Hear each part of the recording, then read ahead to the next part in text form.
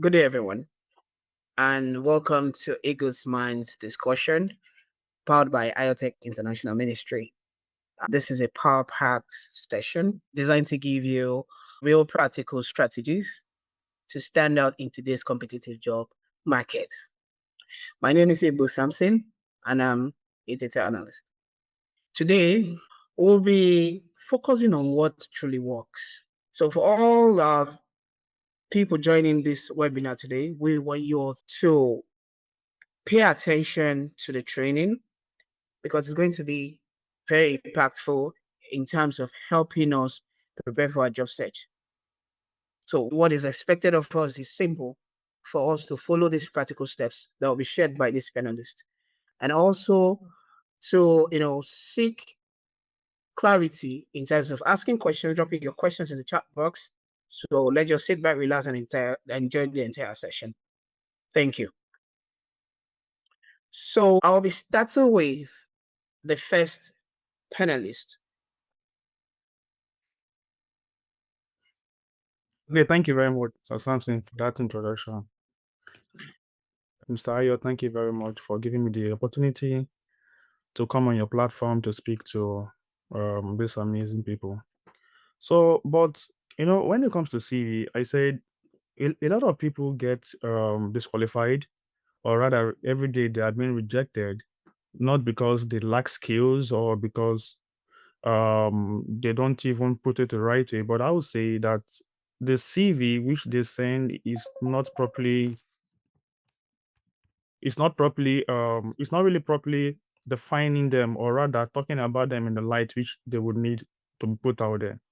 So before I go further, I'd like to share my story, because I believe a CV is a story, not your life story, but it is a story that tells exactly how you actually, where you've come from, to show your growth level from zero down to exactly where you are at the moment. I remember years ago, this would be like about 10 years ago or so, when I started making CV. So I was like, okay, how do I present myself on paper?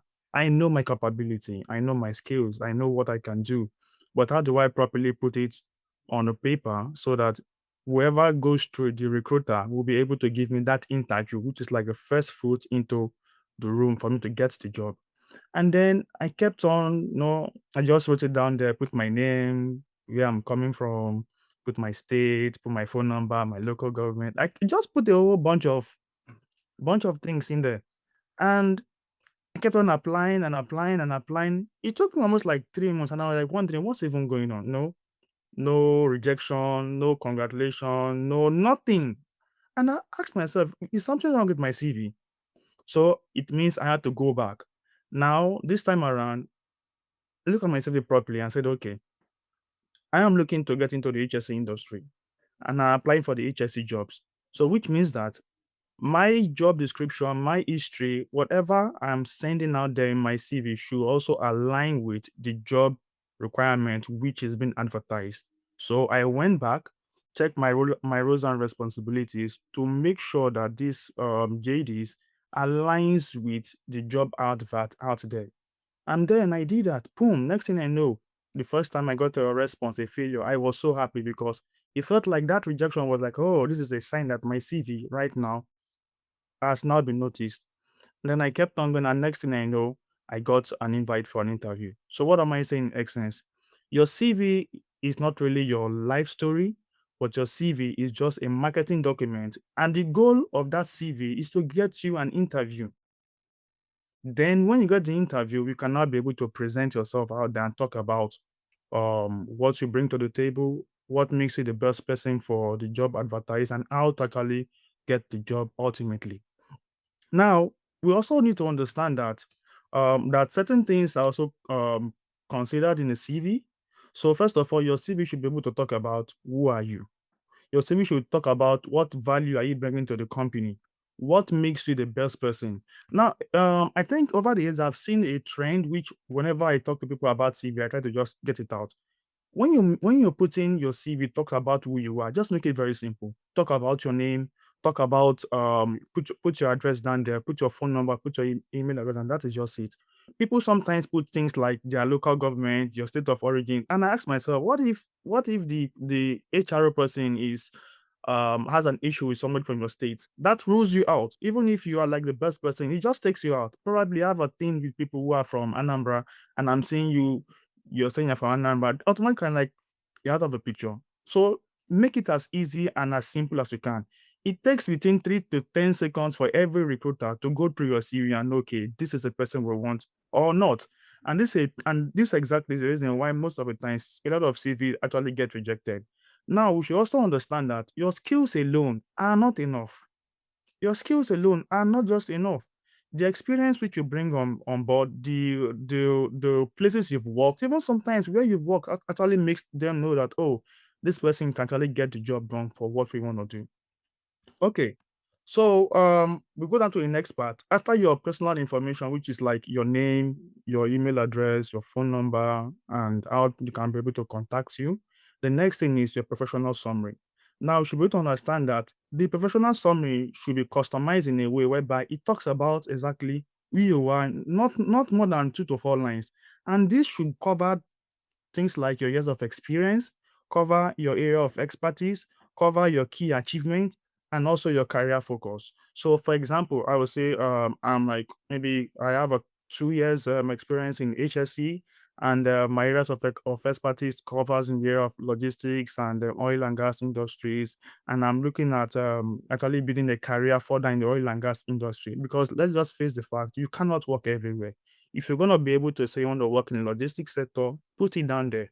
And most of the times, do not just be scared of flaunting out exactly what you want. Put your skills there. And ultimately, in your area of strong summary, you should be able to cover the SMART goal. Specific, measurable, accurate, it should be result and also time bound. That SMART approach should also encompass in the professional summary. Now, we should also understand that CV has a structure. Now, we have like your personal information. The next thing we'll talk about is now your summary, and next we go down towards your skills and then your experience. Most of the times people tend to mix up the experiences and then they put it just anyhow, like it's not properly arranged. So how then do we go about it? Your experience should start from the area of like your most recent job. So let me just give you an example. Now, this is year 2026. So if you're currently working in a place of employment right now, let's say you got employed in 2024. So that means it can cover from 2024 to recent. And then the next job that comes on that should be like the job that you did before that one, and then keeps on going down until your first ever job which you got. Now, after the experiences, you now go down towards what your education. Where did you school? If you have a master's, you should come first. After your master's, you get down towards the bachelor's degree. After the bachelor's degree, go down towards your primary school if possible. When you put it down there, and then just end it there. There's no need to put all basic form of all schools which you've already attended. And then you cannot put in things like your certifications if you have any, or probably if you have any volunteering experience, can put it over there, and ultimately you can put a reference. Now, the reference part is also very key.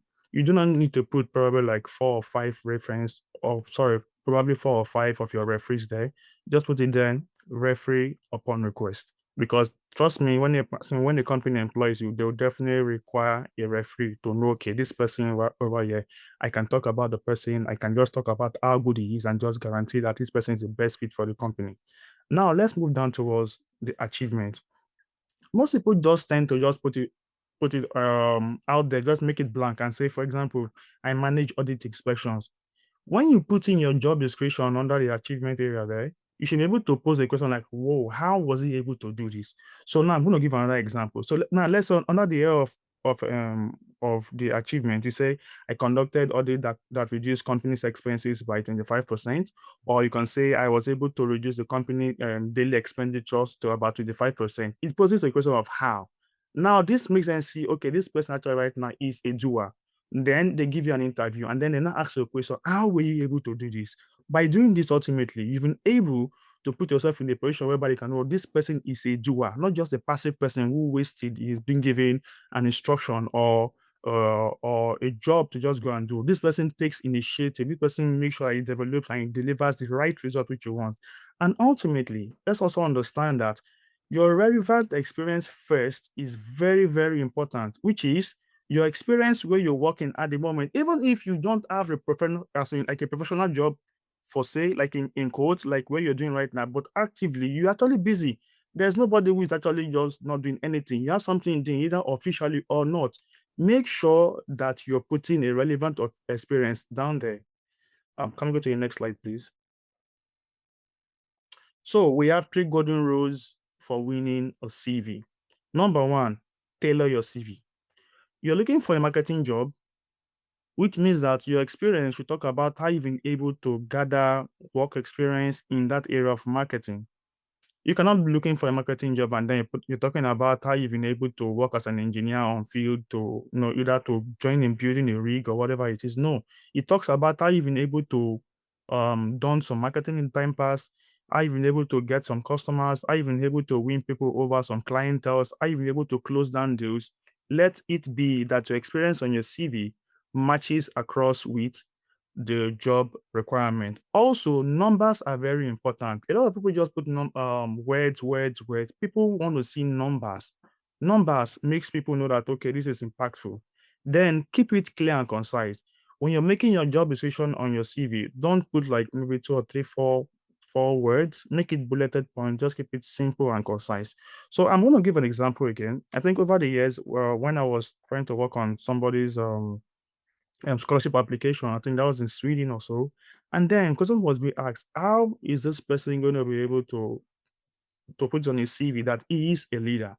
So sometimes, even as an intern in a company whereby you're just learning, you can say you're part of a team that was able to achieve a certain so number of things.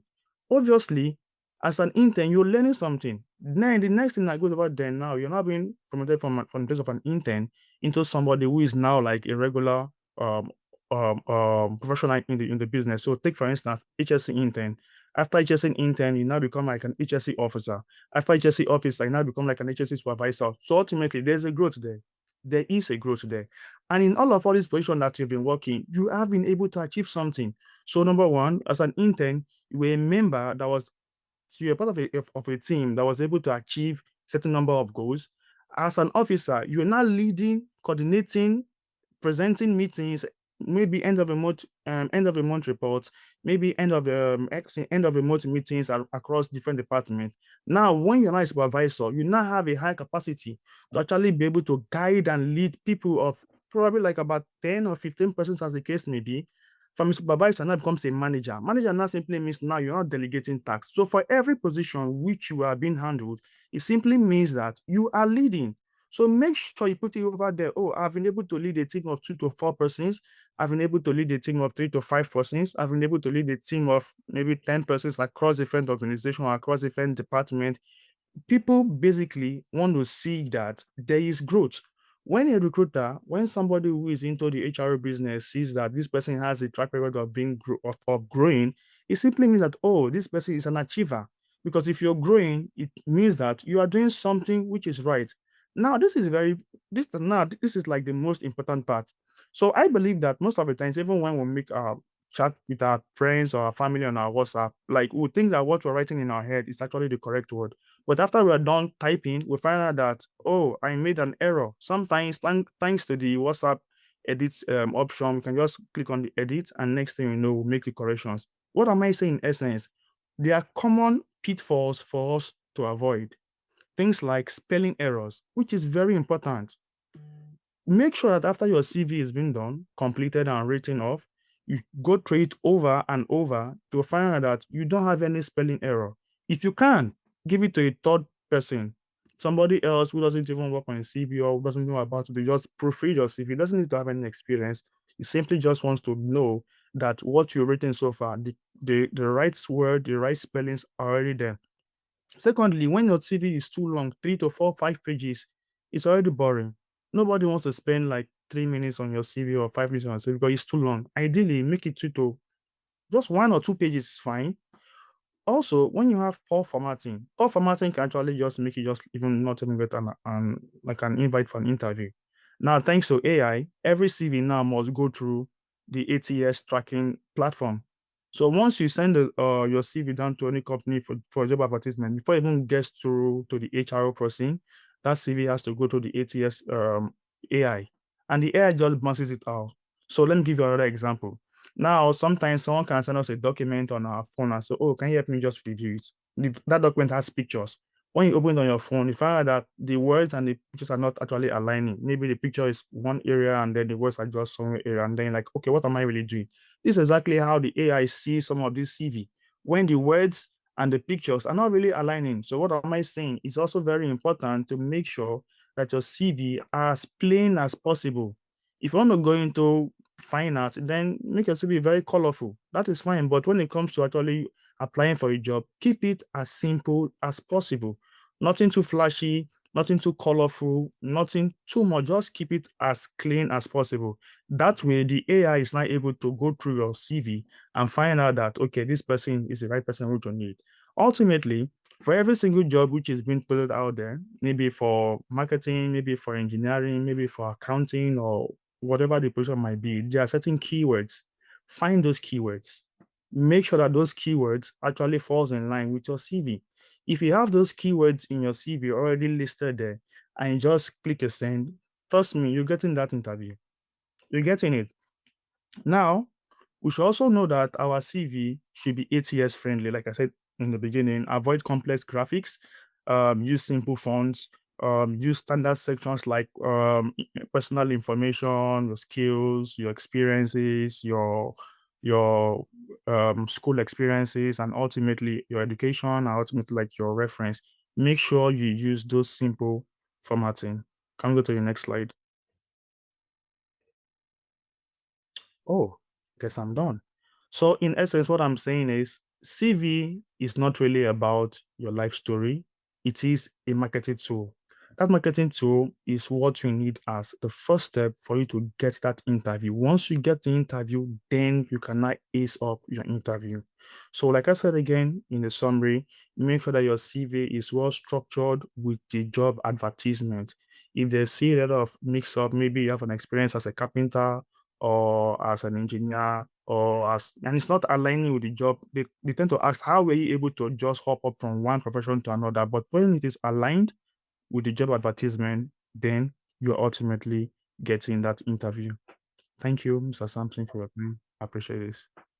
All right. So thank you so much, Engineer Tom. That is really far-reaching. So I want to believe that everyone is taking notes of that. So that is for CV preparation.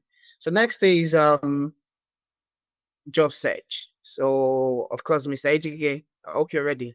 So you have to give us tips on how to go about job search. So over to you, sir. Thank you so much, Samson, and thank you so much, Engineer Tom. That was indeed far-reaching and solid. So this next phase, we are going to be looking at how one can strategically look for jobs. Because at the end of the day, after you have your CV ready, so how do you actually get to use it? So now we are looking at how we can combine technology and human factor to fuse these two such that you'll be able to strategically search or look for the job. Because imagine you have all your CV ready, but you cannot search and actually get to apply to this job. So we're looking at the five phase system. So we're looking at phase one, phase two, phase three, and phase four, and phase five. And the first phase here is automation. So we are looking at how we can use technology to automate our search. So the first phase, the first step here is we're using AI. We're using artificial intelligence. So we are in a generation where you cannot run away from AI. You just can't run away from AI. When using YouTube, the algorithm is learning your pattern, is learning what you're looking at. So AI is here and you just have to leverage on it. So how do you actually use AI? The AI is just more or less like a platform algorithm that works on different things and you use it based on your desire. So for here we have job scan or chat GPT. This is just a tip of the iceberg. There are different kind of AIs you can use. You can use Cloud, you can use Grok, you can use there are a lot of them you can use, online once you just search to be able to fine-tune your CV to the job. Take for instance, you are someone who is into marketing or someone who is into any kind of profession and you're looking for a job. Now, look at this scenario. While looking for this job, let's say you find two jobs. there is almost 100% certainty that the job description, that is what you're going to do, what the employer is looking out for, will not be the same. Even if they say we are looking for an accountant here, you're looking for an accountant there. So you have to study the job description. So there are expectations from the employer about you who is to be hired. So you have to look at the job description and align it with your CV.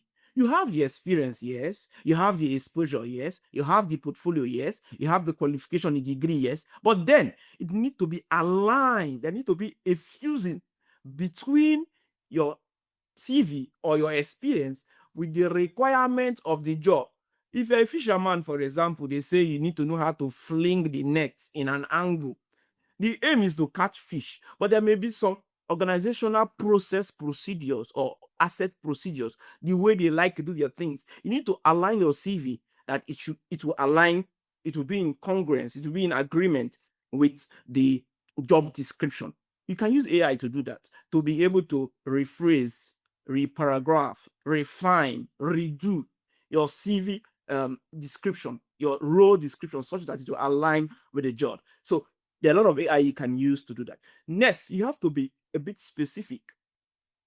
Take, for instance, if you go to a platform like LinkedIn and you're looking for a specific job, you can use operators. Operators are logical operators like and, or you can combine those operators in your job search such that it be so specific. For it, specificity we mean, for example, the kind of job, the location. You can say for a job that is specifically in Lagos or in Port Harcourt or regional in West Africa, in Europe, or in America. You don't just do that by major searching randomly. But when you get to a specific platform like LinkedIn, for example, which is a kind of professional-based platform, you can be able to use these Boolean operators. You can say data scientist, and then you can put your location. Sometimes, like I've tried this myself, it can even ask you in terms of the category. Is it an entry level? Is it a mid level? Or is it a senior level? So using this Boolean operators, you can be able to set these preferences and be specific. If you have an account on LinkedIn, I'm just using LinkedIn because I've used it, and there are quite a lot of them, not just LinkedIn. When you do this, because you are logged in your account, when there are jobs, you receive direct alerts, just like an email notification. Oh, this job is available and this job is at this place. You can do that in a lot of platforms, not only LinkedIn. So moving on, digital footprint. Brand yourself is actually a platform. You can Google and search for most of these things. You can actually get to, or let's say, restrict what can be seen about you as regarding your employer. You don't know who is watching, but based on the job you're looking for, take for instance, you can't be looking for a job as let me say a pilot, for example. You're looking for a piloting job, or you're looking for an accounting job, and your activities online is everything about mechanical engineering. We are seeing you go for conferences. We are seeing a lot of things you're doing. It's all about mechanical engineering. If I'm an employer and I go online and I see your digital footprint, everything I'm seeing is about mechanical engineering or carpentry, and it's not around financial. I'll be like, there's a misalignment between your interests and what you are doing. This is phase one, automation. Leveraging on these 3 steps, you can be able to build something solid and automate your job search. To the next slide, please. So phase 2 and phase 3, we are going to put them together, which is domain-specific research and remote jobs. So, men look going on Google and typing a kind of job. Maybe you say architect. You see a lot of jobs, right? But sometimes you get some level of leverage when you are within a community, when you are within certain kind of community in which that job strive. For example, if you're into technology, a tech guy, of course, you know that we're talking about GitHub. We talk about GitHub. Oh, you can see a lot of projects, you can see a lot of portfolio, like Carbon, for example, right? And there's there's Google community, there are community on people who do Linux, for example. So those kind of environments, if you are looking for a job and you go there, there's a high chance that you see a job that is more precise about what you are looking for. It's not a kind of generic. So it's important that you leverage on this. I gave some example here. For example, in tech, you know of GitHub jobs. If you're into creatives, if you go to Behance, so these names you're seeing here they're not just names, they're actual platforms where these relatable jobs can be found. So if you're into creatives, for example, you can see jobs in Behance or in Dribble. For non-profit, Idealist is more very, very global and very, very ideal, just like the name Idealist. If you go to Idealist, the website, for example, you'll see a lot of NGO kind of jobs in different kind of domain. So you see, but merely going on a search engine and looking for an NGO or non-profit job, you could get a lot of random kind of jobs, something I call noise. They are noise because they take more of your time. It needs a lot of refining before you finally get to something specific of your interest and something that aligns to what is specific to you. So it is good to get precision. When you get precision, it is important to look at those domain-specific research, those environments in which those kind of the things you do strive. Because most times, you can see like what I gave here, 30% of your time, spend 30% of your time on niche boards. So it lowers the competition. It lowers the competition. There's some good environment or platform we get to. You see certain jobs that are not in the public domain, although it's public, but people don't really look at that angle. People don't look at that direction. People are more in the generic, something that just come their way. But when you are intentional, just like through desire, this is a quote I love. Through desire, a man having separated himself, seeketh and intermediate with all knowledge. So you seeking and intermingling with domain-specific knowledge will put you at a pinnacle that is 10 steps ahead of your competitors. Then we are talking about remote jobs. So this world right now in this our present age, a lot of jobs are going remote. The reason is very clear. When you work remotely, the company save costs. Cost of generator, cost of power, operational costs, and all of that. You, as the employer as well, as the employee rather, you also save some money in terms of your transportation. For example, you'll not be spending money going to work every day. You save that money. You also have more relaxed mind because energy, you need energy to work. Imagine you're 100% full, but by the commute time, you spend 2 hours going, 2 hours coming. You already spend 30% of your energy. Your brain is not 100% full because of all those physical activities, locomotion. When you are working remotely, ordinarily, you are full. You are like 100% battery. You are full and energetic and ready to give value. So most companies are migrating to remote jobs. So you need to open your eyes to areas in your domain within your industry where you can be able to work remotely. I worked in a remote job before in a US firm, and I was so glad about it because it gave me a lot of leverage. Take for instance, while working as a remote person, you can be able to interact with people across different parts of the world. Why doing a remote job? You have a lot of time for yourself. You don't have you save on your commute job. So here I'm just showing you straight to the point places where you can find remote jobs. You can see flex jobs.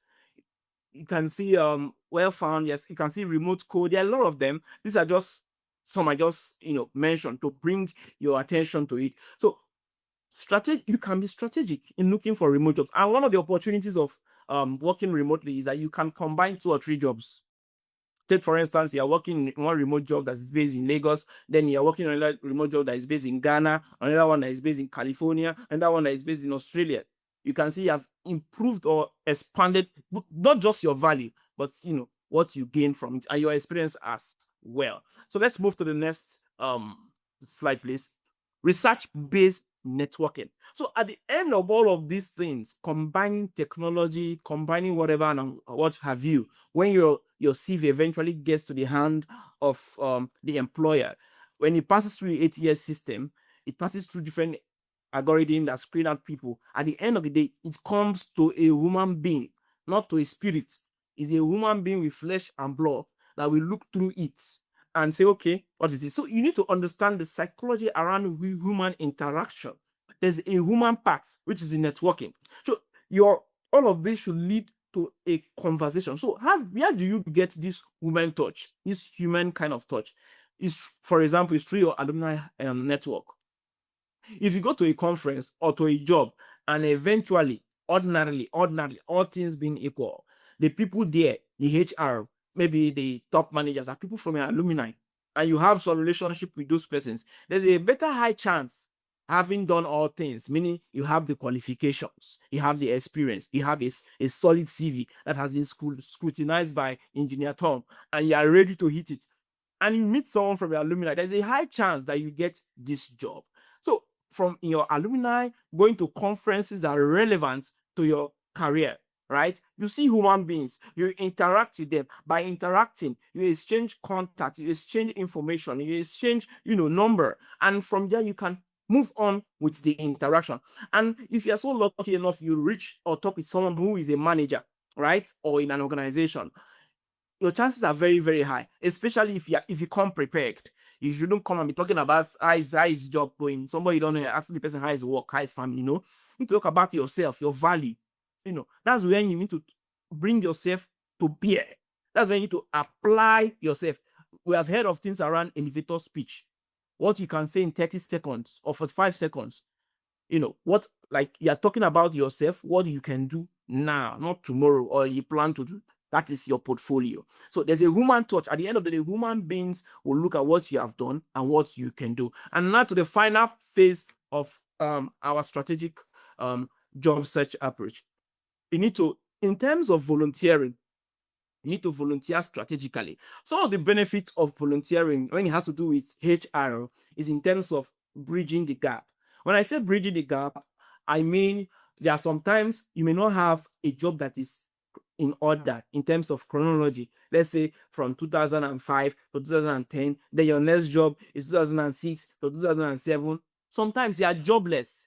Sometimes you have certain job experience that are completely irrelevant to that role you are looking at applying. It's more or less a bridge gap for you. You are looking for a job as an engineer and you have a lot of experience as a fisherman, or you have a lot of experience as an accountant. I don't think, except you're an engineer who is doing things around project management, of course, you need to interact with procurement, you need to interact with logistics and, things that has to do with finance. But ordinarily speaking, it has to do with technicality. I don't think maybe your fisherman skill or your skill as a finance person, if they want to employ an accountant or finance officer, they go straight to that. But we're talking about a mechanical engineer or a electrical engineer or any kind of role that is not relevant to that thing. I think we're talking about the core technicality. So at that point, your relevant volunteering experience will come to bear. That's when you now say, okay, I've volunteered in this organization before. What are the value that I've gained from this volunteering experience that I can add in my CV? It's that bridge that gap that looks as though you are jobless. Because you aren't jobless, you are alive. There are things that you are doing, right? So there are a lot of platforms that you can get these volunteering opportunities. Here also we are leveraging technology. Take for instance, you look at the United Nations website, there are a lot of them, especially around Abuja, where you can see a lot of NGOs. I'm talking because I know this. I've lived and worked in Abuja. There are a lot of them. Even in Port Harcourt, around Red Cross, a lot of world organizations where you can, depending on your role, on your profession anyway, whatever it is, as anything you can imagine, anything. Because some of us, when we look at most of these organizations, we look at them very big. Do you know that companies like Shell, for example, they sell tea like tea bag, Lipton, they have theirs. So there are a lot of value chain different companies have. You can plug into it. So if you are lucky enough, depending on the city where you live, some of these NGOs have physical offices, physical location. And most of these NGOs, you can give unsolicited application. And the beauty about these NGOs, especially when it's international, they pay very well. They pay as high as 800,000, 400,000, and everything that has to do with your expenses, flight, transportation is covered. I know this. I know this, especially when it is international. Now, you may not have these NGOs in your community based on where you live, but you can find them online. Once you have an internet, the one you use in logging in this webinar today, you can as well, even with your phone, look at the platform. Look at what you can do. It could be administrative. It could be a visual assistant. It could be anything that has to do with management. You look at what they can do, what you can do rather, and apply. From the skills and the knowledge you've gotten from the CV session from Engineer Tom, you revamp, harness, redecorate your CV with respect to your relevant skill set and apply to show the value you can bring to bear. Catch Fire, Taproot Plus, Data Kind, Omdena, there are a lot of them. These are project-based platforms. Yeah, you can volunteer. Some NGOs even pay you, even if it's not governmental, some are more or less free, but you gain experience. One of the experience you gain is human management. You'll be able to know how to manage people, how to interact with people, because at the end of the day, in terms of goods and services, in terms of career and profession, it is human being that will eventually be the not last point of contact from day one. The human being would be you must interact with human being. So these are platforms that you can leverage on. We don't have time to be going on them one by one. But the main point is you can take from these platforms and explore them. If you already have NGO experience, put it in your CV and say, okay, I've been able to do this, and sometimes it may not be an NGO that is established. It can just be a kind of community service. I remember during my NYSC in Nesra Environmental, I was able to organize certain things that we did, and that could get to my CV. I've been in kind of place where discussions was around it because you gain things like organizing. You know how to organize things. You know how to bring people together. You know how to pull resources. You know how execution. So you will learn most of these things, and these are platforms that are project-based platforms that you can volunteer. Some are like job boards. Some are professional. There are quite a lot and a lot of them. So when you put these 5 phases together, you'll be well-rounded, well-cooked for a strategic job search. And I know that your success is sure. Thank you very much, and over to you, Mr. Sampson. Professor Edike, thank you so much. That is really far-reaching indeed. All right, so for those of us just joining, Professor Edike is, like I said, a research associate at a university in Germany, one of the leading technological universities in Germany. So he has done a remarkable job in our job search. It's a crazy world out there for us to go when we go about job search and all that. But then with all he has laid out, so it's for us to, in a way, begin to look at how we can begin to implement all of that. So thank you so much, Mr. AGK. So next is interviews. If you were following the pattern, the first stage is your CV. So engineer Thomas, in a way, giving us the necessary ingredients on how to prep our CVs and then make it ready for applications. And then the next step is what HK just did. Give us all the insights that we need to apply for our jobs. And then the next step is interviews. How do we ace these interviews? How do we go and then smash it? Because it's very, very competitive out there. It's very crazy. It's a crazy world out there when it comes to job search. So, finance professional, top professional, IoTech has aced some of the best interviews in the globe, right? So in fact, he's a UK citizen here. He has done that with KPMG, he has done that with Deloitte, he has done all of that, and then he's still acing it every now and then, of course. So it will give us insights, it will give us tips, and it will give us all the necessary tools that we need, in our interview preparation and how we can ace it. So over to you, Mr. Ayo. Thank you very much, Mr. Sampson. And I want to say thank you to Mr. Tom and Mr. IGK for those wonderful sessions. So I'm going to be speaking on how to ace any job interview. And I should be done in the next 20 minutes. So I just want to encourage you, if you have any questions in respect to what has been taught or what I would be teaching, you may want to drop in the chat box, because we would have a Q&A session where we would answer those questions of yours. All right, so how do you ace job interview? So one thing you need to bear in mind is that most people don't fail interviews because they lack skills. So they fail because they don't communicate them effectively. So interview really is about communication. It's about how you sell yourself. It's one thing for you to be skillful. It's another thing for you to be able to communicate what you do or what you can do to help the company. All right. So One thing you need to know about acing interview is that the mindset is really, really important. So your mindset is really, really important. So I've called it the mindset shift. So you need to understand that interviews are a business conversation, not an interrogation. So a lot of people just feel like because it's called interview, so they are being asked questions. So you need to understand that in interviews, you can also ask your interviewers questions as well. So you need to be able to see interviews as more of a business conversation, a business discussion, rather than just an interrogation.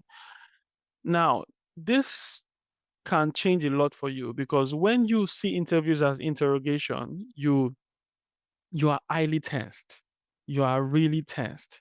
You feel like you just need to impress the interviewer. Yes, you need to, but you need to know that when you switch it from it just being from an interrogation to a business conversation, it does a lot for you.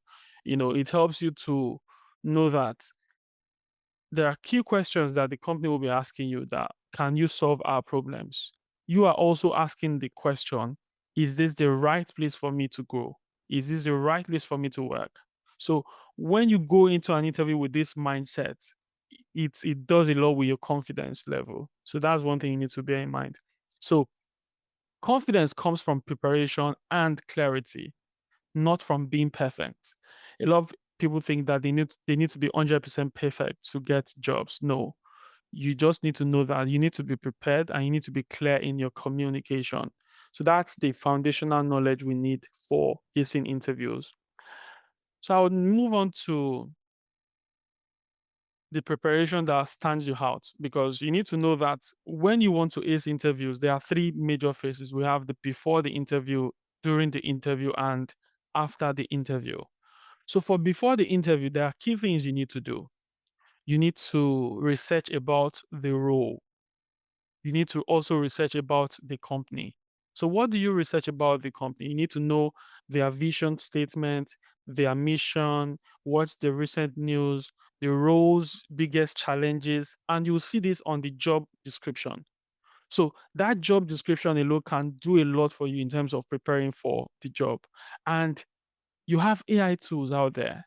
So you can just upload a JD and tell ChatGPT, tell me about this role and tell me about this company in order to prepare me, all right, for an interview. And you will see ChatGPT do the magic for you. So it's very important that you research the role and the company because when you don't research the role and the company, you can come out across to an interviewer as not really interested.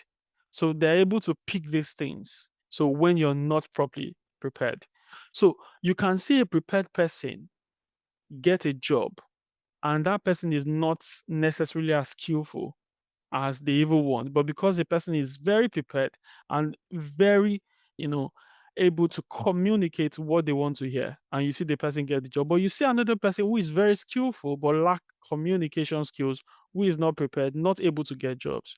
So interview is about preparation. So know the role and know the company. Know their biggest challenges. All right. Also know the role's biggest challenges. So research. Go on LinkedIn. Check who is currently in the role or who was in the role that you're applying for. Just just check. Do your research. Very, very important. Then before the interview, you also need to build your story bank. Really important. So you can prepare 6 stories across your success story, a failure, story, leadership story, problem solving, conflict, and initiative. It's very important. And you don't need to cram, you don't need to memorize. Just come up with a story across these different areas. Just know them by heart. All right. Don't talk like you've memorized. Just study those stories. So come up with a story and you do well with that. All right. When sharing your story or when answering questions in interviews, it's quite important to use the methodology or the framework I've called STAR method. And it's very popular, STAR method. And what is STAR method? So the S there stands for situation. The T stands for task. The A stands for action, and the R stands for result. And in our next slide, I'll give us an example of how to utilize the STAR method in answering questions. Then you also want to prepare yourself for common questions like, tell us about yourself. So why this role? Tell us about your strengths and weaknesses. So you need to understand that the question, tell us about yourself, is your opportunity to sell yourself. So that's your sales pitch. Let me put it that way. So that's your sales pitch. So you need to be able to answer that question in a very structured manner and under 2 minutes, really. You mustn't make it too lengthy. So that's one thing to bear in mind. So how do you perform like a pro during interviews? So I've been on, let me put it this way. I've actually been interviewed on several jobs, and I've also, played the role of an interviewer on several jobs as well. So how do you perform like a pro? So this is me sharing this knowledge both as someone that has gone through several interviews and also both as someone that is an interviewer. So how do you perform? Number one, your elevator pitch must be very on point. So your elevator pitch should deal with your past, your present, and your future. An example is, oh, I am a project coordinator with 3 years improving delivery processes. I'm excited about this role to scale those skills strategically. So you need to be very, very on point with your elevator pitch. So it must cover your past, your present, and your future. So talk about how you want to help the business. Then the other thing is, in the course of the interview, shift from I want to grow to I want to help the team.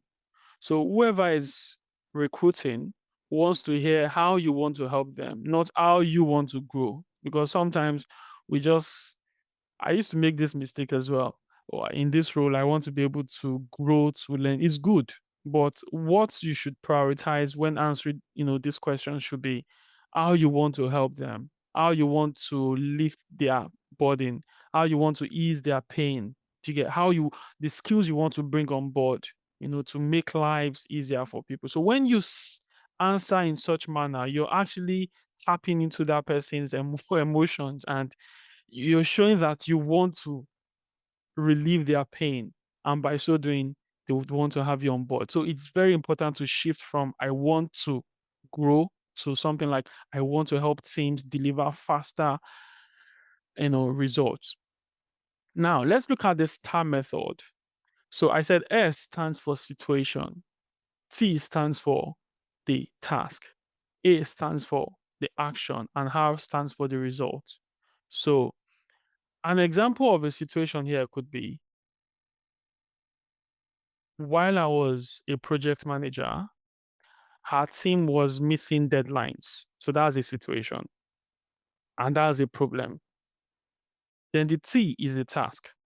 So the task here is that I needed to fix our work process or to fix the workflow in order to be able to meet the deadlines going forward. So that's a task. Then the action here is that action simply says, what did you do? Or what would you do? So action here is I introduced like a daily 10 minutes catch up and updated, action tracker in order to be able to check where, the process was not going well. So that's an action that you actually, deployed.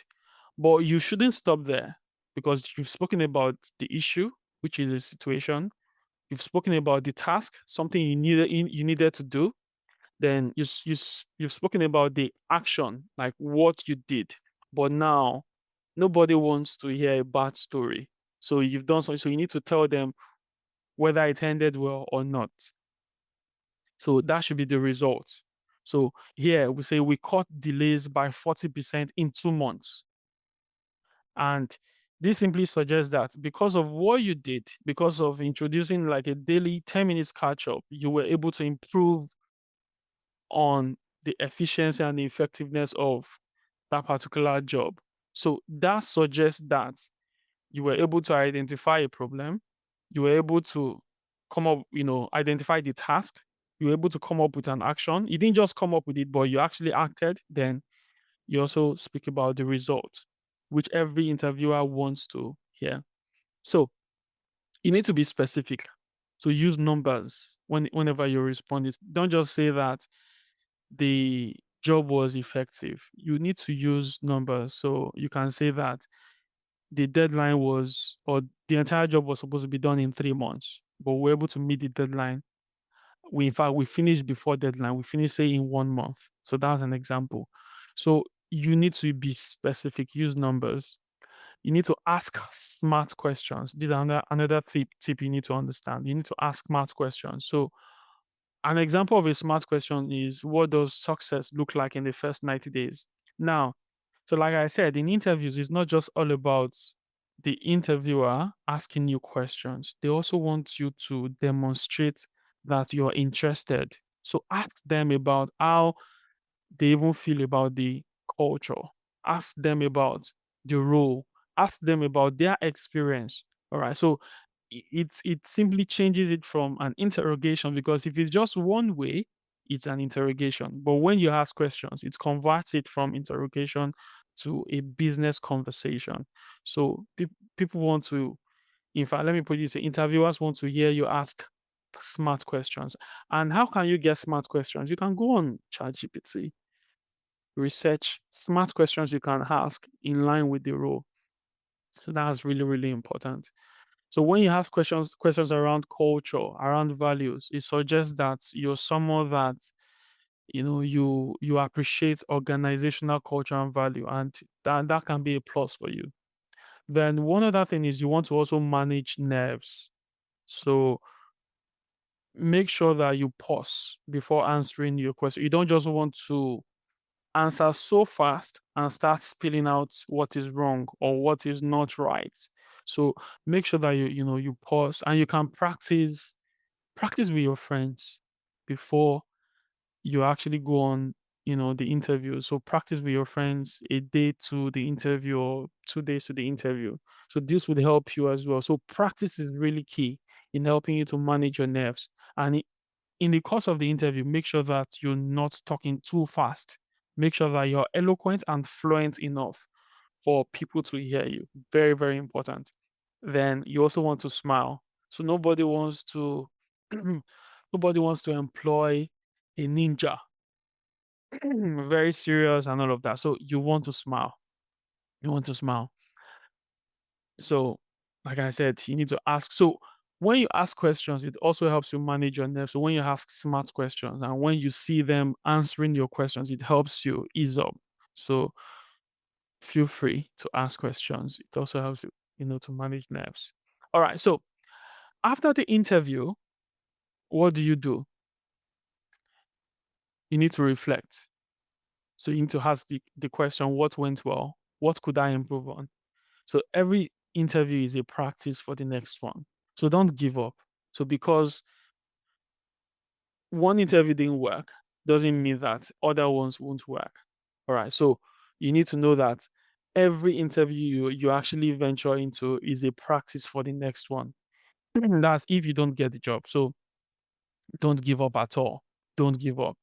And I'm just going to say this, in the course of job search, you would get a lot of rejections. For example, before I came to the UK, I applied to several places in the UK and I got several rejections. Even the job I got recently, I think I submitted close to about 300 applications, and I was only called up for interview for maybe 3 jobs. So don't give up. It's a number game, really. Most times it's a number game. And it's not because you're not good. It's just because sometimes maybe your CV is not on point. There are keywords you've not included. So don't give up.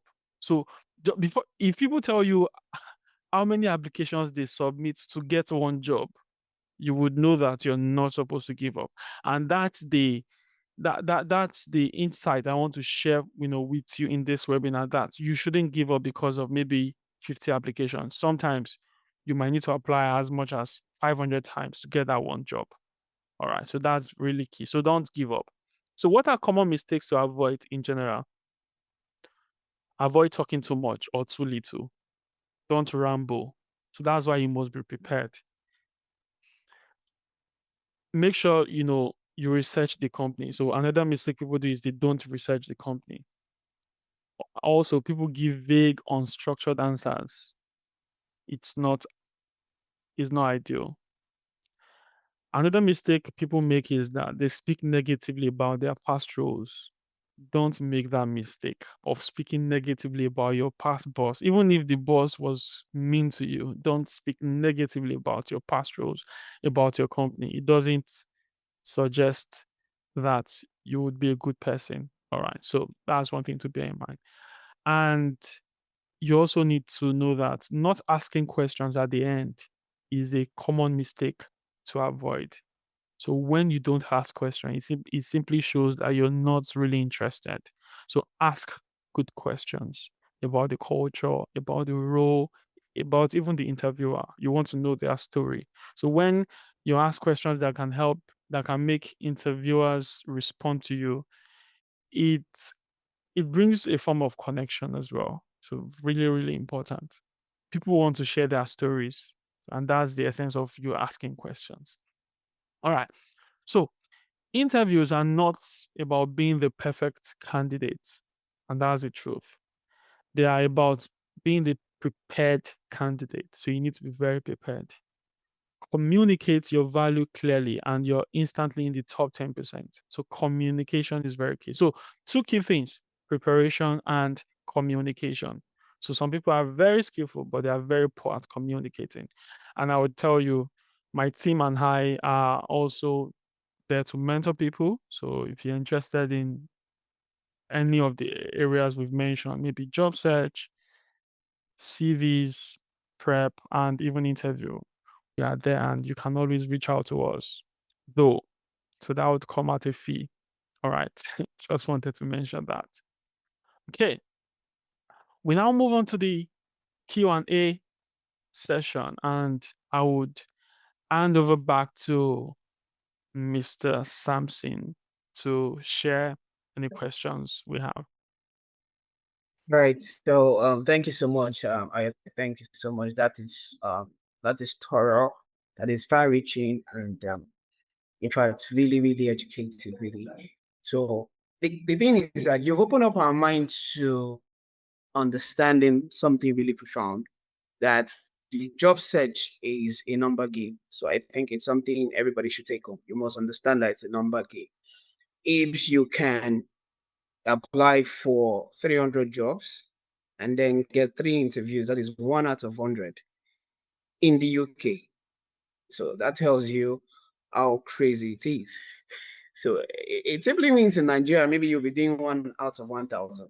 Or just so that's really how crazy it is. So yeah, the truth of the matter is it can be very, very daunting, very, very tiring, very frustrating. But then the key word again is don't give up, right? So yeah, I've they set the chat box. We're supposed to be getting questions, inquiries, clarifications from listeners, but so far we are yet to get any. So I want to assume or want to believe that everybody in this session is in a way um probably do not have any questions to ask, right? So me, aside being the host of this Land Your Real webinar session, I have questions. So I think I'll start my questions. So maybe when I try out the questions, then maybe other listeners will follow suit. So I'll start with Prof. So Prof talks about job search. So I want you to, because most of our listeners, I would say as much as 80 to 90% are from Nigeria. So before you went to Germany, you understand the job market in Nigeria. It's a very crazy, crazy, you know, place to look for job because of limited job, more job seekers, right? So quick questions, Mr. HK. How can you stand out in the course of your job search? With the Nigerian context now, the Nigerian context, how do you stand out? I'll be asking some questions so that you can just take it. So just know that. The first one is, how do you stand out in the job or in the Nigerian job market? Right? So that for you to, in a way, have an edge over the competition. Then number two is, you talked about volunteering, right? How do you go about doing that because I believe in this session, we have young graduates, we have people that have a lot of times in their hand. And of course, they would want to, volunteering is very good. I did that because of, trying to build my skills as a data analyst. So how do you go about volunteering? Because we know our culture in a way, people find it difficult to just let you into their establishment and then, all of that. So how do we, in a way, go about searching for volunteers? That's a two question. Thank you. All right, thank you so much, Samson. Your questions are very, very spot on. Although I can see that we have some questions already in the chat bot, and I know we'll get Yeah. it. So to save time, and let me just go straight to the point. So how do you stand out in the Nigerian job search or job market? So first of all, you need to define what is your goal, in the sense that what kind of job are you looking for? Is it an experienced hire, a mid-level hire, or an entry-level hire? For the sake of this question, which I want to have a general assumption that majority may be at the entry level. So first, you need to understand the seasons and times graduate trainee roles are always rolled out. Usually, they are around the beginning of the year or the end of the year. Few are the middle. Take for instance, this year alone, there are a lot of jobs from LNG to KPMG to Deloitte. You can see them a lot. All of them came between January and March. So someone who doesn't understand this time dynamics may not know when to search. Just like you going to fetch water, like open water when it's still dry season. You need to know when it's the raining season. So for graduate trainee roles, most of them, the application open at the beginning of the year or towards the end of the year. That is one. Then secondly, how to stand out. Of course, Engineer Tom has given us a lot of insight how to, get a solid, far-reaching CV. So that is already a way to stand out. Then, when you get these times when these graduate trainees are out, then you look at those ones that you have interest. Jobs coming in NLNG, for example, you may not have interest there as you may have in another job, say in PwC, or say in there are a lot of all this Wando, there are a lot of jobs that just pop at this quite a lot. At some point, I was almost tired of sharing to certain groups and people who are within that range. So that you need to understand those times, then craft your CV towards those kind of job and hit it. Then also communities. There are a lot of job communities online, WhatsApp group, professional groups. I mean the geosciences, for example, in Nigeria, we have NAPI, we have APG, we have the NICEAG, we have quite a lot of geoscientific organizations, even the SPE, for example. Yeah, you need to interact. A lot of direct jobs are there. In fact, so I'm privileged to talk with someone who works with one of multinational in Lagos, and she was like, there are a lot of jobs, and she shared them to me, because most times there's this referral systems. You're working in an organization and you're able to refer someone. It's a credit to you, especially when the person perform well. It looks like, okay, this person's net worth are people of value. It happens a lot. So that is how to stand out, apart from the generic job search. Then how to go about volunteering. Now, in terms of interest, you can volunteer online, remotely, or physically. And for me personally, I will want to assume or suggest someone should target NGOs, NGOs that are international based. There are a lot of them. Just even using AI or technology, say list top 10 or top 20. Can you say top 50 NGOs in so and so? Okay, say list top 20 NGOs in medicine. List top 30 NGOs. Take for instance, in accounting, you will see a lot. You can even give preferences. You can say the ones that are based in Africa, the ones that are based in Nigeria, the ones that are into. You will see. You'll be shocked. You'll be asking yourself, what am I doing all this? Why these things have been here? They've been established for years. So when you are able to get this, then you look at the niche, the one that you feel that, okay, I have interest in this. Then, like I said, alignment. Look at what you have, your value, and see how it aligns to what the organization is doing. By so doing, I think you'll be able to stand out and get this volunteering role. So in terms of the practical area, apart from this information, information is potentially useless until it's applied. Just like IoTech has said, in terms of the mentorship, I think you even get more insight, more or less holding of hands when you get to subscribe in the IoTech mentorship series. Thank you. All right. So thank you, JK. Thank you so much. That's really profound and that's really noted. Well noted indeed. So IoTech, I have a question for you. It's better than interview.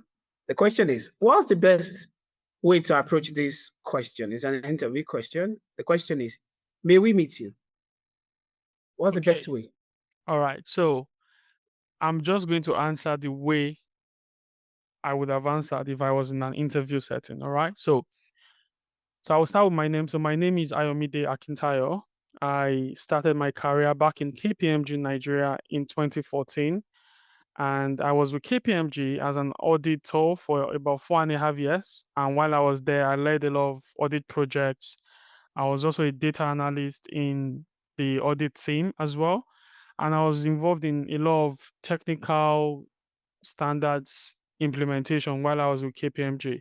Then in 2019, I moved to PwC Southampton to join them as an auditor, as an audit senior associate to be specific. And I was there for about 2 years. And the reason why I'm applying for this role is because it actually interests me. It aligns with my core values, it aligns with my skill set and my experience. And I look forward to adding insight and adding a lot of value to your company, and that's why I've just applied. So thank you. Yeah. So that's it really. So essentially, you talk about you say your name, talk about your past, talk about your present. In this instance, I said I worked with KPMG, moved to join PwC. Ideally, I went to join Deloitte afterwards, but just to answer your question, so I just had to switch to I applied for for this particular role to be able to add value because I've checked that it aligns with my core values, aligns with my skill set and my experience. So that's a very simple way to answer that kind of question. All right. Thank you, IoTech. So I want to believe that that has been answered and well noted. So we have another question. This one is, how do I get I believe Mr. Tom is on the call. How do I get the hiring manager to like my CV? Now, that's a question actually, but there is a follow-up. I get a lot of good recommendations from recruiters, but when it gets to the hiring manager when it gets to the hiring manager's point, it gets rejected. What am I doing wrong? So it's a two questions. How do I get the hiring manager to like my CV? Because I get a whole lot of recommendations from recruiters and all that then. But then the moment it gets to like the table of the hiring manager, it gets rejected. So the question is, what am I doing wrong? What can I do to correct it? Is Engineer Tom there? I can actually go if Mr. Tommy is not there. Okay, I'm here. I can take that. Um, so I hope I'm audible enough. So, Samson, thank you Yeah. for the question. So I want to actually get this from two different angle. So when you say you get a lot of good recommendations from recruiter, I want to believe that it actually falls in line with what Professor Ejike has actually said. So if I'm to recommend you or refer you, you don't need to actually apply anymore. It's coming on the fact that I have a good reputation, a good reputation. That's the word, a good reputation. So all you just simply need is just like a physical, okay, come and talk to me about the job. In Nigerian context, they say man, no man, because I already know this person, I'm bringing him on board. Now, if you're talking about, say, someone is recommending you, it means that, okay, this person can do the job, then talk to the person. Now, if I'm to go towards another area, your whoever is recommending you does not guarantee you the job. It only guarantees you that, okay, maybe you can send your CV. Now, this is exactly where your CV actually can speak about what skill set that matches the particular job. So if I want to attack it again from the area of my personal experience, back then when I was applying and I was not getting any feedback, be it rejection or whatever it is, what did I really do that changed the game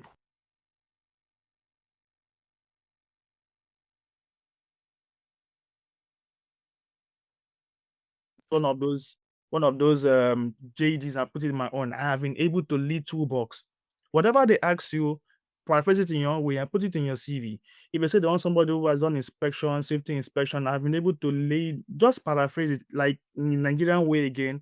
Let's say if you're copying from someone during examination, you don't copy verbatim word for word. Paraphrase it in your own time and put it. I was able to do this across maybe it's so and so number of sites. I've led inspections. So if you look at the JD and put it as in the same thing also in your own CV, and I'm telling you, you're getting that particular first foot in the door for the interview.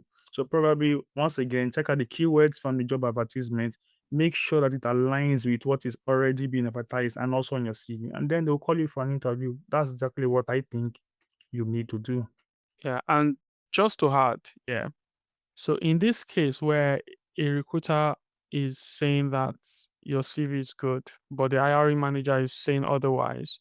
So one thing you may want to do is to actually speak to the recruiter afterwards, because the hiring manager would usually give like a feedback to the recruiter. So you want to know some of the feedbacks they gave to the recruiter so that you can use that to pad up your CV for subsequent applications. And I must say that the key thing here is that you don't give up. So that job may not just be the ideal one for you. So keep applying and you would eventually be successful. All right, yeah. So thank you, ITech, thank you, Engineer Tom. Excuse me. So Can I learn the this voice one, there? you can hear me. Can you Yeah. hear me? Yes, I was saying, can I learn the voice there? Okay, fine. You can add. Okay, well, since this has actually come to the last point of entry, which is the manager of the department you are going to, and the person is not necessarily accepting you, even if the recruiter say this person is okay. I think the last shot that you can actually do, which if I most likely you didn't do initially in your CV, is to add relevant portfolio. Nothing beats that. Portfolio that shows work done before. So because as a manager, even if I've seen real life scenario where the recruiter say, oh, this person is perfect, this person is perfect. But if that person was recruited after the analysis, it would have been a hell. Because some of those jobs are jobs that show working. It's not story. It's not boo juice. It's not to. It's not just it's not you know what I'm trying to say. It's not just words. It's not as it is sweet you. Is the reality on ground. Is what can you do now? If you mount on the machine, can you do it? If you mount on the system, can you do it? So it's about what you can do. So if you have a link that it's not just about tech roles. I've seen people who are strategic communicators. They're able to have wonderful, far-reaching, in-depth. In fact, men looking at their portfolio, you feel like you want to go into that career, even if you know your line. So you need to show what you have done, because the manager is looking from a business point of view. The recruiter is looking at, okay, I'll be able to look at a high value candidate and I'll be able to recruit. That's your story. The manager is looking at, okay, in this team, in this role, doing this A, B, and C, can this person do it?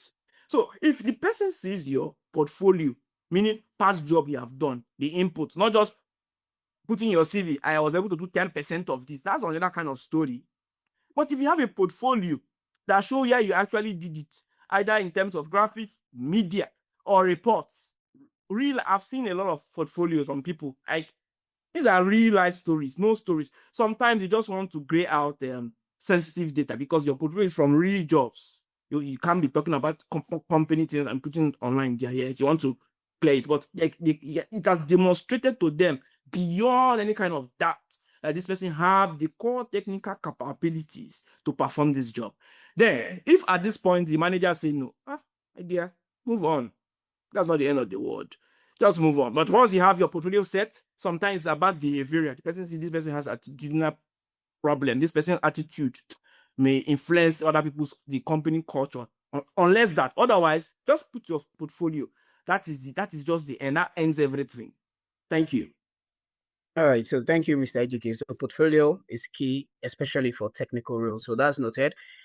This is coming from Victoria. Good afternoon, everyone, and thank you, sirs, for these insightful lectures. So, question is for Mr. Ayo, Mr. Ayo Tech. So the question is, for the 300 applications you made, was it to 3 100 different places, or you sent multiple applications to the same place? I want you to just answer that one quickly. There's another one. All right. So I can also see that one came before that. So, but let me quickly answer this one. So it was to different places, not to the same place. So, and I also want to clarify that for the recent role that I got, yes, I did a lot of applications, but in certain roles that I also got in the past, even it was a recruiter that reached out to me. So there will be instances like that where you don't even need to submit as much as 300. So make sure, because it's very important that you get your CV right. Sometimes the reason why people apply that much is because CV is not right. So make sure your CV is right. Make sure your job search aligns with your CV.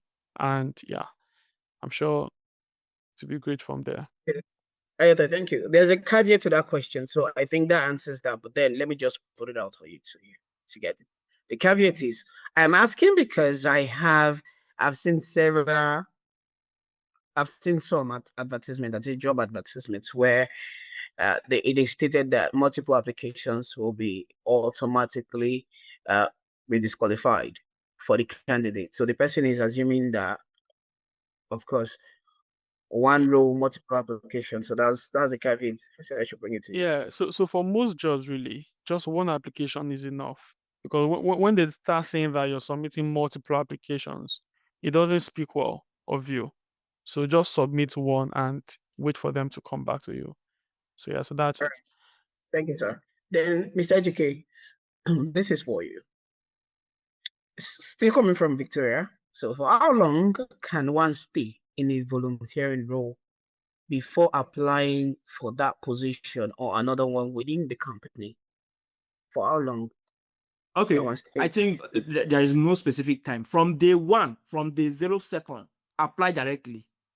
So if you have applied directly and it depends on the result. So if you aren't called or you aren't accepted for it, then there's even less chance that you'll be accepted for a volunteering role because somebody might have already been employed for that role. That's mean you are volunteering for yet another role, right? But if you already have the volunteering role, up front before the application, that is the ideal scenario, which I want to assume is the situation for your question. So for how long? I think for as much as you think that you have value, you're already adding value. It could be in the first 1 week, 1 month, 3 months, or 1 year. Then how do you know if you're adding value? Of course, the role you're volunteering has some specifications in terms of tax or this job description. See if you are making at least up to 70% of what is required for that role. And again, feedback, internal feedback. Ask leaders, people who work with you, who are above you, or even those you are that junior to you in that organization. Ask them subtly. Don't ask them in a more direct way as if you are asking them interview. Ask them in a very subtle way. About your performance. You can, if you work in an organization where you are, let me say, an admin assistant, and you help them in organizing an event, you can ask questions like, what do you think is the most significant part of this program or this activity? Hear what they say. Then those things that they say is significant, ask yourself, what role did you play in those things? You see how you indirectly got a feedback about your value. That is just for that kind of example. Depending on the role you are volunteering, this is just for an administrative one. So depending, ask for feedback around, and as much as you think you already have value, then you can shoot the shot for the real role. Thank you. All right, so thank you. Here's another question. All right, so Prof, we're almost running out of time for question and answer. So yeah, we have just I think about 2 or 3 more questions to go. So this one is for you. You're a geoscientist. So now this is coming from Mosey Justice. Okay.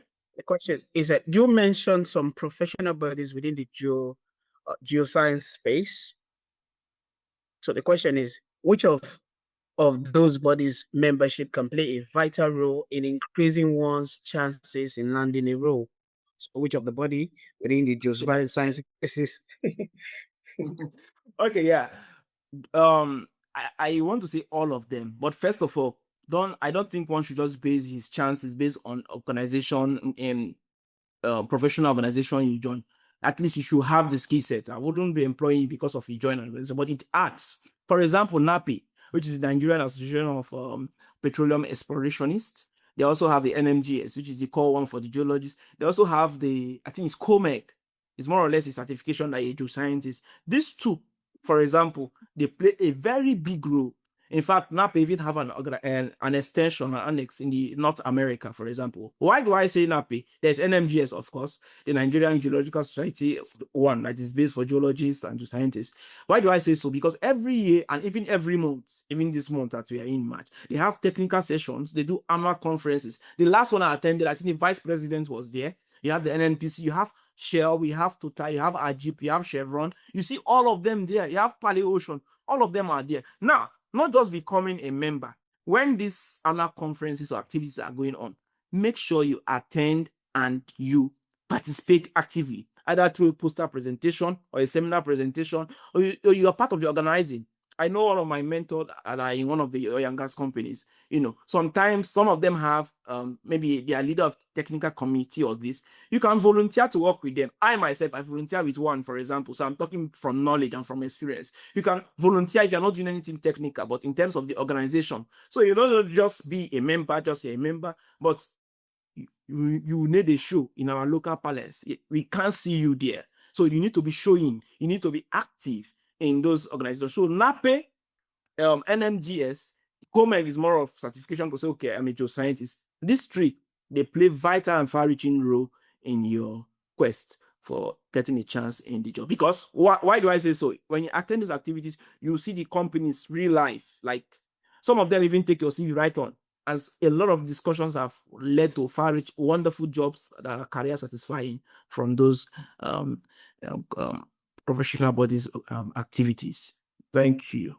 All right, so yeah, thank you, sir. We are running out of time here, but 2 more questions to go.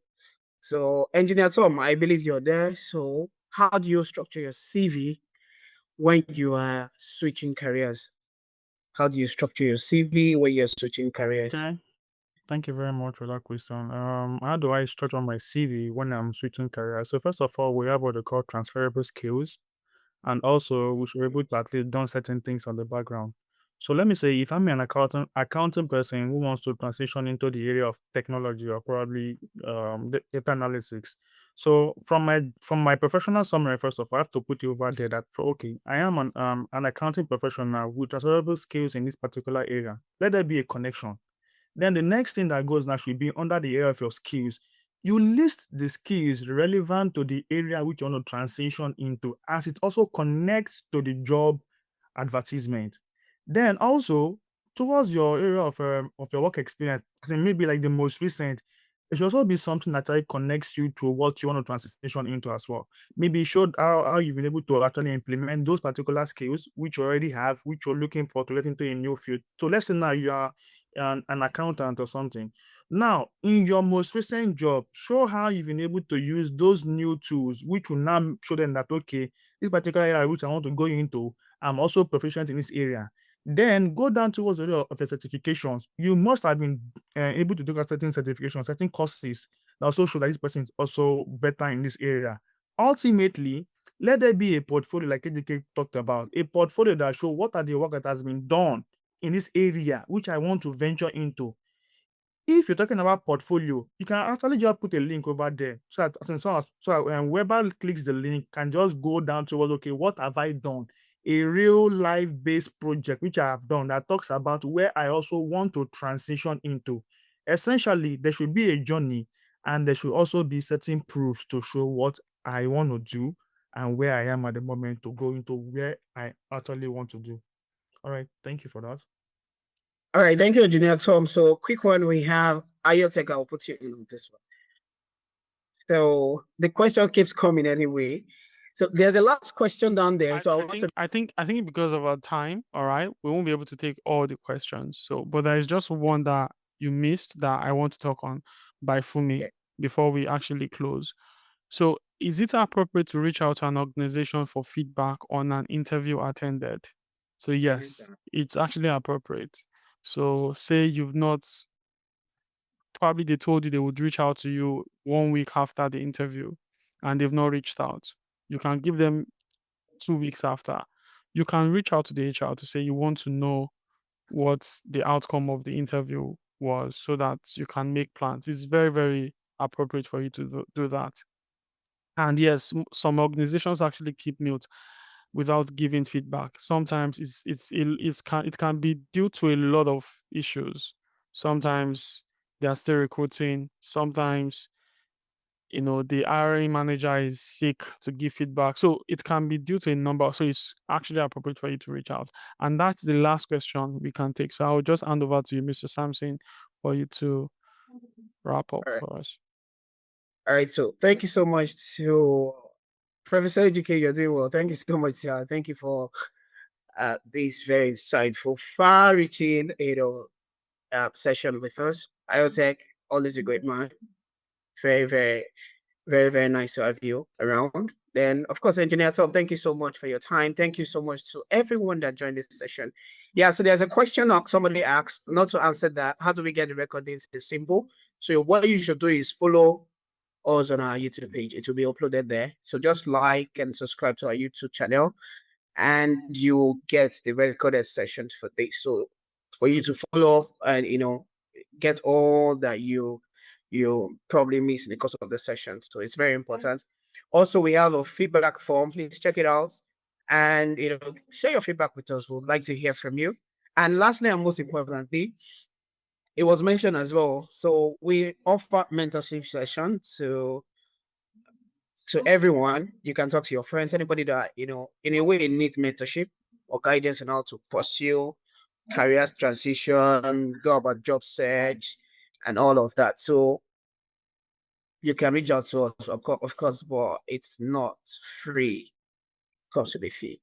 Thank you so much. Thank you for your time. Thank you for linking up with the Eagles Mind discussion and, of course, IoTech International Ministry. Thank you for your time and peace out. God bless you. Thank you very much. Bye.